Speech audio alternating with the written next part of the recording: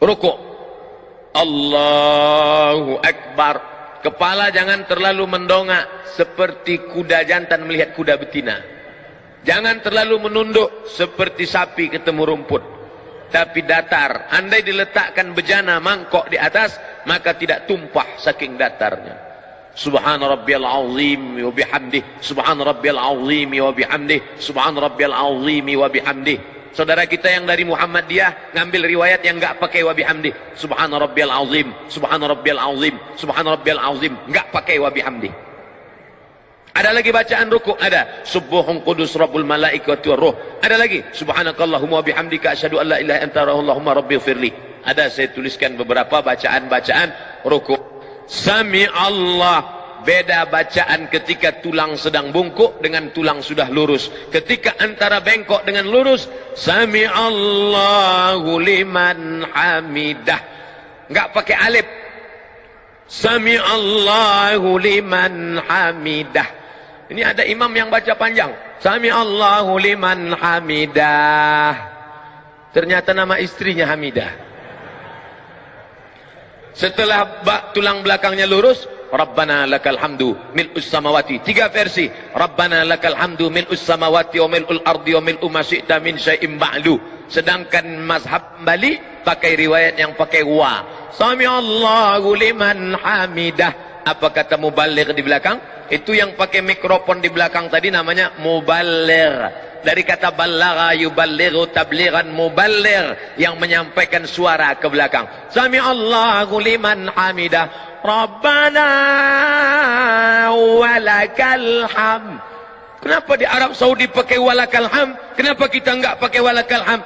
Karena memang ada 3 riwayat. Riwayat pertama, Rabbana lakal hamd. Riwayat kedua, Rabbana walakal hamd. Riwayat ketiga, Allahumma Rabbana lakal hamd. Ujungnya sama, mil'us samawati wa mil'ul ardi wa mil'u ma syi'ta min syai'im ba'du. Setelah itu sujud.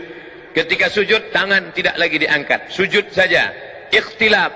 Mazhab Syafi'i, mazhab Hambali, mazhab Maliki, 4 mazhab sepakat ketika turun lutut lebih dulu.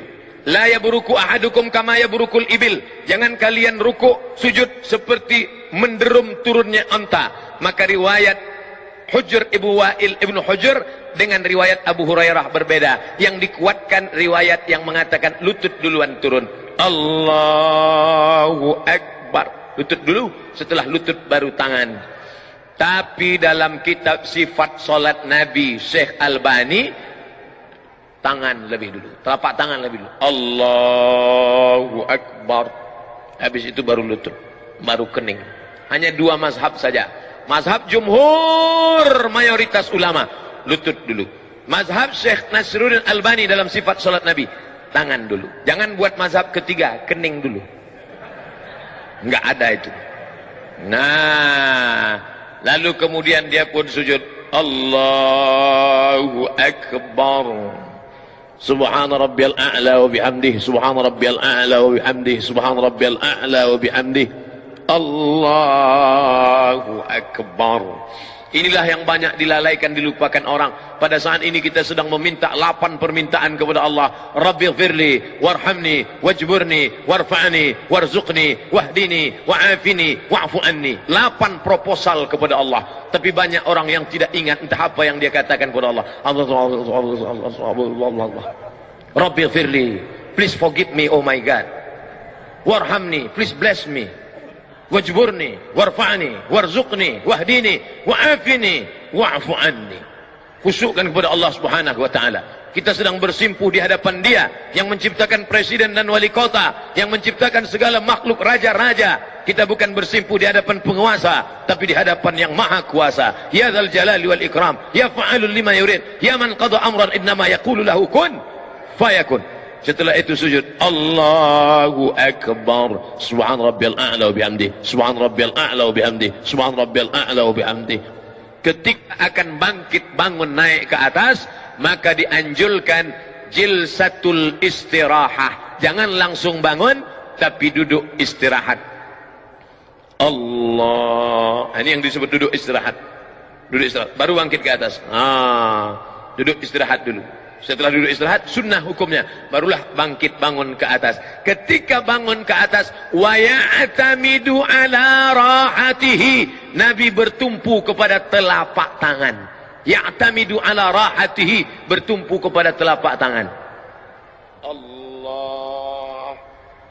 Tumpu telapak tangan. Tapi tadi saya melihat Ustadz Arifin bertumpunya tidak dengan telapak tangan, tapi dengan tangan. Loh, berarti Ustaz ngelihat? Iya. Mata saya kan terbuka. Waktu bangun bertumpu begini. Itu riwayatnya apa? Itu hadis, namanya hadis al-ajin.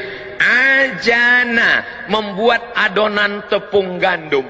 Orang Arab kalau buat tepung gandum itu dicampur pakai minyak samin, minyak sapi. Gak bisa gini. Kalau gitu bakwan. Tapi buat adonan tepung gandum gayanya gini. Oh, gitu.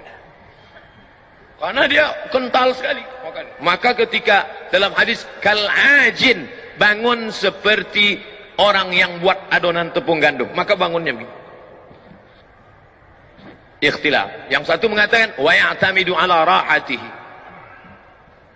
Yang kedua mengatakan, Ustaz pakai yang mana? Saya pakai ala rahatihi. Tapi saya tak menyalahkan yang pakai. Atau begini. Tapi yang unik pendapat Syekh Ibn Utsaimin, ulama Saudi Arabia. Kata Syekh Ibn Utsaimin, ala rahatihi, begini, kal ajin, atau begini, au bi ghairihima, atau selain keduanya. Halo, ada lagi selain kedua? Ya, bisa begini, bisa begini, atau dia pemain karate, dia bangun begini. Ini masalah bukan rukun, bukan syarat, bukan sunat. Bukan rukun, bukan syarat, bukan sunat. Bukan rukun, bukan syarat, bukan wajib. Bukan rukun, bukan syarat, bukan wajib. Tapi sunat. Dilaksanakan baik. Maka tadi kita semua bangkit begini. Andai orang tidak pakai duduk istirahat, ya enggak apa-apa. Bangun dia langsung. Allahu Akbar. Boleh. Karena Nabi pun pernah melakukan itu ketika masih muda. Tapi ketika badannya sudah berat, maka dia pakai duduk jilsatul istirahah. Saya tidak urutkan rakaat 1, rakaat 2, rakaat 3, enggak. Kita hanya membahas yang ada masalah khilafiyah. Adapun yang enggak ada masalah, maka tidak kita permasalahkan.